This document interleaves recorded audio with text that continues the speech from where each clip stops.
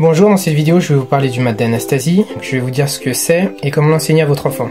Avant tout ça, je vous invite à cliquer sur le bouton s'abonner pour recevoir mes conseils et ma méthode pour enseigner le jeu d'échecs à votre enfant. Donc là on va voir des positions du maths d'Anastasie. Donc le maths d'Anastasie s'obtient par l'action conjuguée d'un cavalier et d'une pièce lourde, c'est-à-dire soit d'un cavalier et d'une tour, soit d'un cavalier et d'une dame. Donc là dans cette position, les blancs donnent échec et mat en 1, c'est le maths d'Anastasie. Donc si vous n'avez pas trouvé, mettez sur pause. Maintenant je vais donner la solution, c'est tour H5, échec et mat. Donc le roi est en prison, il est prisonnier par un de ses pions, et il est dans le coin de l'échiquier. Et le cavalier contrôle 2 cases de la prison du roi. Ensuite je vais vous montrer une autre position, et on enregistre. Dans cette position, donc on sait que c'est avec un cavalier et une pièce lourde, c'est-à-dire un cavalier ou une tour, ou un cavalier ou une dame qui donne le mat d'Anastasie.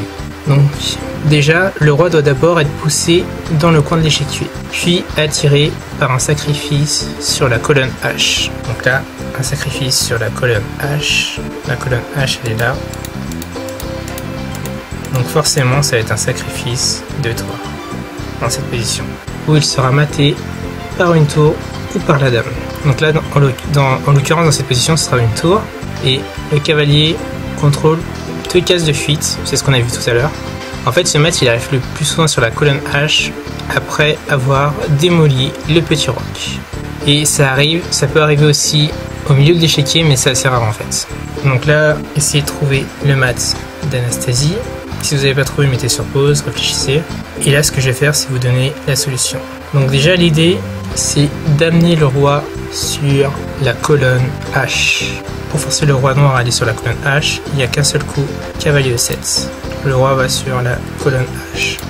Ensuite, on sacrifie la tour en H7. Le roi est obligé de reprendre, il peut aller nulle part d'autre, donc il reprend. Et ensuite, donc cette formation a un danger bien caché.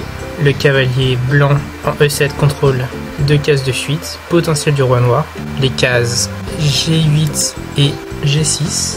Donc si les blancs réussissent à donner échec sur la colonne H et que les noirs n'ont pas de pièces à interposer, c'est échec et mat. Cela justifie le sacrifice de la tour sur la case H7 pour forcer l'ouverture de la colonne H. Et maintenant, les blancs vont faire quoi? Aller sur la colonne H avec la tour, et ça donnera échec et mat. Simplement, là il y a échec et mat, contrôlé. Donc la tour, on va dire, ça va contrôlé par la tour. Échec et mat.